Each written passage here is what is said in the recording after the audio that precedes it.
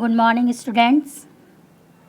Today I am going to discuss about river. So I am going to start this chapter. A river is a large natural stream of water that flows in a channel towards an ocean, a sea, a lake or another river. नदी एक बहुत बड़ा प्राकृतिक स्रोत है जो लगातार समुद्र और महासागरों की तरफ बढ़ता रहता है और तालाबों, झीलों और जो दूसरी नदियाँ होती हैं उनको अपने साथ लेकर इसमें गिरता है।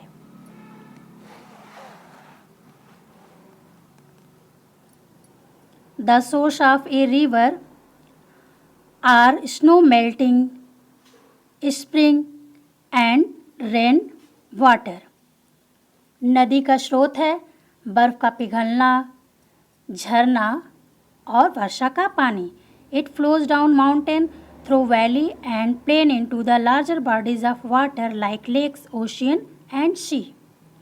और पर्वतों के नीचे से गिरकर यह वैली से होकर गुजरता है और भूमि पर बहुत बड़े पैमाने पर यह इसका निर्माण करता है और जब यह मिल जाता है तो लेक्स और ओशियन में यह जिस रास्ते पर बहती है उसे क्या कहते हैं? उसे कोर्स कहते हैं। और it follows it path called a course. इसे क्या कहते हैं? इसे कोर्स कहते हैं। And ends at A mouth, और उसे जहाँ पर ये ख़त्म होती है उसे माउथ कहते हैं। During its course a river pass through 3 different stage. यह 3 अवस्थाओं से होकर गुजरती है।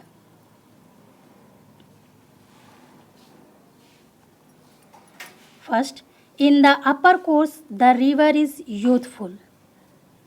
जो ऊपर का पथ होता है उसका बहाव बहुत ही तेज होता है। It flows rapidly down the mountains, और यह बहुत ही शीघ्रता से माउंटेन की तरफ बढ़ता है। It erodes and cuts through the mountain and forms rapid waterfalls, girls and canyons. और जब यह तेज़ी से बढ़ते हुए पहाड़ी को काटता जाता है जिससे इसका निर्माण होता है जल प्रपात, गार और गहरी घाटियों का।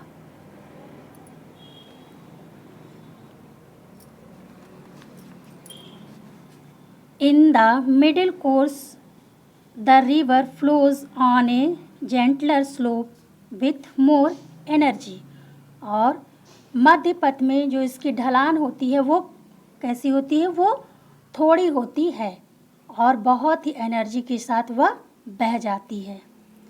It swells and become broad because the tributaries join the river here. और यह फूल करके बड़ी हो जाती है और फैल करके भी ये बड़ी हो जाती है क्योंकि जो इसकी सहायक नदियां हैं इससे आकर मिल जाती हैं और जिसके कारण यह फूल कर इसका जो विस्तार होता है बहुत ही बड़ा हो जाता है।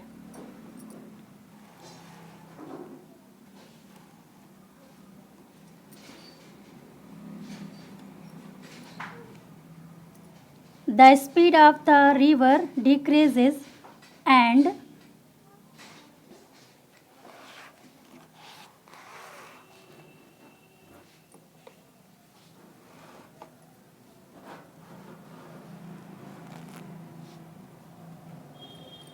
it starts depositing silt on both the sides, making the plains fertile. और जो इसकी नदी की जो गति होती है वह कम होती जाती है और यह गाद और नदी की जो मिट्टी होती है जो इसके साथ बह करके आते हैं वह इकट्ठा होने लगते हैं और इस कारण से जो प्लेन्स है उसकी दोनों जगहों पर जो मिट्टी होती है वह उपजाऊ होने लगती है और यह हॉर्स शू की तरह निर्माण करती है।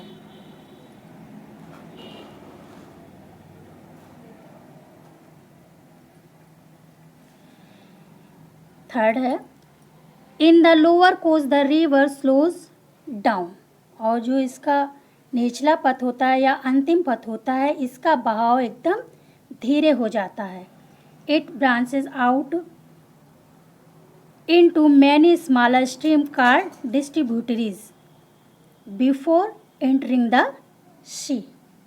और जो इसकी तमाम शाखाएं होती हैं वो बन जाती हैं, जिसको डिस्ट्रीब्यूटरीज कहा जाता है, और जो कि समुद्र में मिलने से पहले ही यह बन जाती है। और इसका निर्माण होता है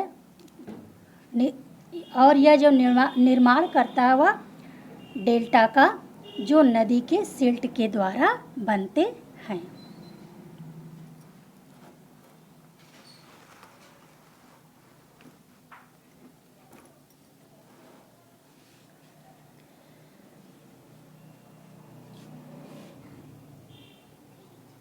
The Sundarbans is a famous delta formed by the river Ganga in the lower course।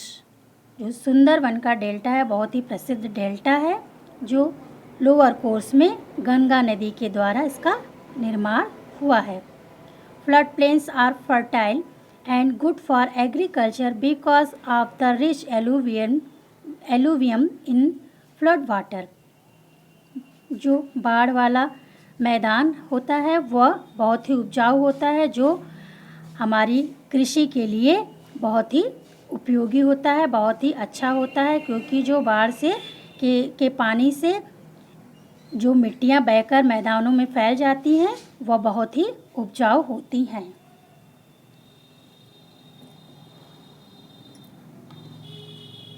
The area where a river runs into a sea or ocean is called an estuary। वह एरिया जहाँ पर नदी समुद्र और महासागर में जाकर मिलती है उसे क्या कहते हैं? उसे मुहाना कहते हैं। इन estuaries the fresh water of the river meet the salt water of the ocean or sea। और यह नदी का जो ताज़ा पानी होता है जो समुद्र के नमक वाले खारे पानी में मिल जाता है उसे एस्चुअरीज या मुहाना या इसे सागर संगम कहते हैं।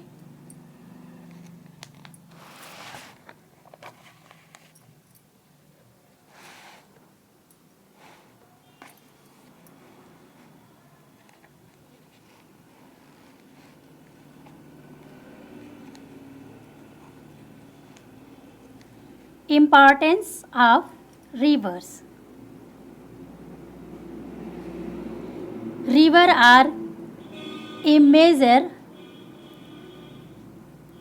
source of fresh water for drinking and water for irrigation। Rivers fresh water का मुख्य स्रोत है जो सिंचाई के लिए और पीने के पानी के लिए बहुत ही महत्वपूर्ण है। These provide fish and other edible aquatic flood। और यह जल में जो रहने वाले खाने योग्य जलीय प्राणी होते, पौधे होते, इनसे हमें प्राप्त होता है। Delta of river has been used for navigation for thousand of year. हजारों साल से जो समुद्री परिवहन के लिए भी नदी डेल्टा का यूज़ किया जा रहा है।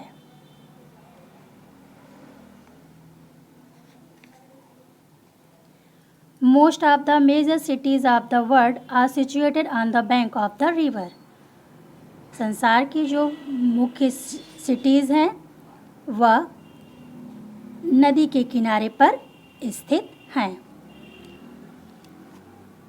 Waterfall are one of the most spectacular land feature created by rivers। जलप्रपात वह बहुत ही जो कौतुकपूर्ण होता है, जो नदियों के द्वारा बनता है।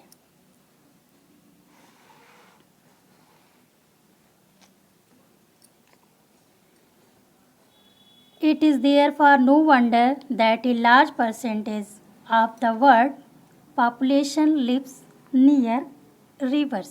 और यह आश्चर्यचकित नहीं है कि यहाँ पर नदियों के नज़दीक संसार की बहुत बड़ी जनसंख्या निवास करती है। Landform influence where people can live. और जहाँ पर ये जो लैंड्स फार्म है वहाँ पर रहने वाले लोगों को अत्यधिक प्रभावित करती है। Desert and mountain region are thinly populated because it is difficult to find water and food. Wood houses are meet other basic needs. Desert और माउंटेन्स जो रीजन है वहाँ पर बहुत ही कम जनसंख्या पाई जाती है, क्योंकि वहाँ पर जीवन बहुत ही संभव है।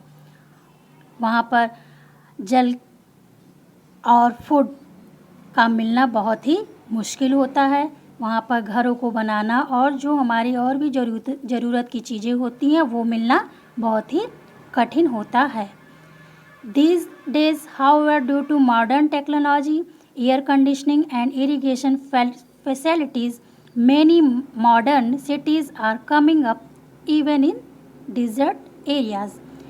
इन दिनों आधुनिक जो तकनीकी यंत्र हैं, एयर कंडीशनिंग है और जो सिंचाई के स्रोत हैं और बहुत सारी चीज़ें हैं, ये सब मॉडर्न सिटीज़ में आ रही हैं और उनके साथ साथ यह डिजर्ट एरिया में भी आ रही हैं। स्टूडेंट्स, आई होप ये लेसन आप लोग को समझ में आया होगा। मैं अब इसके आगे मैं अपना नेक्स्ट लेसन लेके आऊँगी। Thank you.